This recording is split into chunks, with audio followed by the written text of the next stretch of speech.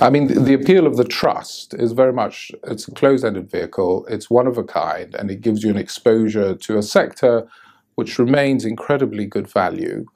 And it's a diversified play, so it invests quite broadly, not just in banks, in insurance and in other sort of fintech areas, and globally in terms of other countries. So it looks at everything from Asian emerging markets through to the UK, and has a particular bias, which most financial funds tend to, is to the US.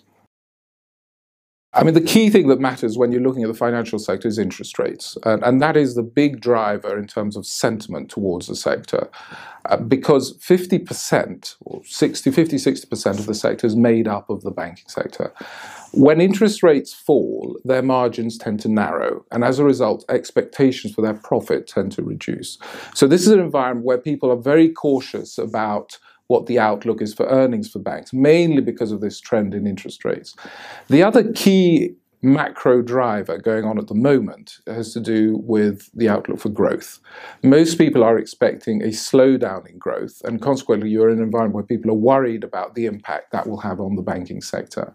But it's important to stress that the banks are in a good shape at the moment, and they're in much better shape than they were in 2007, just ahead of the last downturn. So generally our view is that they'll weather any downturn in a much better shape, and currently valuations are excessively worried about the recession risks. It's at incredibly low levels relative to the market, and in absolute terms against their historic valuations. So this sector is the core of the value versus growth debate that is going on at the moment. And this is very much a value story, and it's the driver of that underperformance that we've seen in the value sector. So from a valuation perspective, it's an enormous opportunity for investors to look at this, so long as they've got a longer term horizon. Without question, it's the most attractive income story at the moment.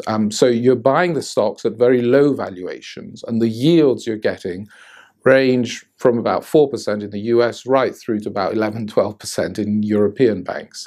So this is very much an income story, and I think that's often missed. The concerns are that basically that income story will sort of run its course. But people forget there's been a huge recapitalization of the banking sector. So it's well capitalized, it's much more profitable than it was, and so it's able to maintain a lot of the dividend streams that you're seeing.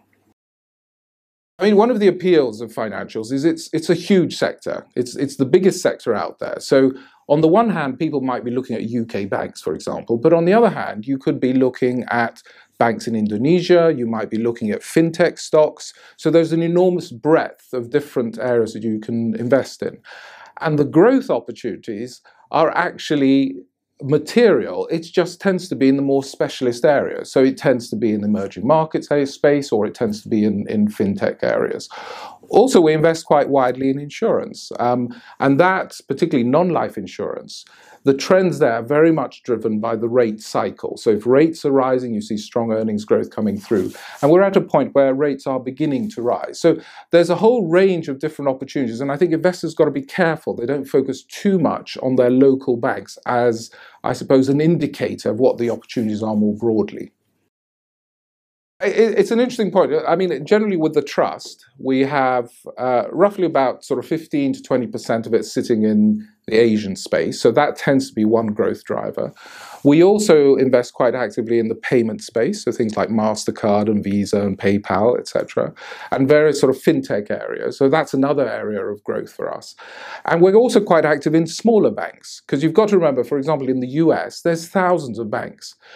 The big guys are growing much more slowly than a small regional bank, which might be based in California, and the economy in California is growing faster than the economy more broadly. So there's lots of opportunities which we try and capitalize on within the trust.